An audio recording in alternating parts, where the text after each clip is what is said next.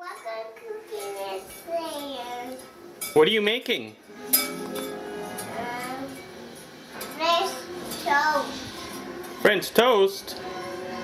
Have you ever made French toast before? When? By backyard fish. With your backyard friends? And there's the pan. Let's see what you mixed up in here. What's in there? What's in there?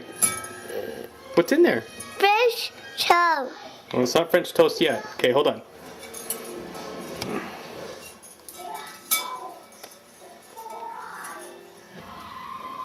No, do the other side. Make sure it's all good. It's all over it. Yeah.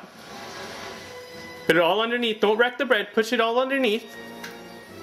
How? Pull up your sleeves.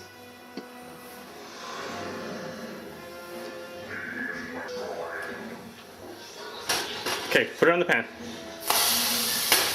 Very good. Oh, that looks nummy, doesn't it? Okay, no, we have to wait now. We have to wait.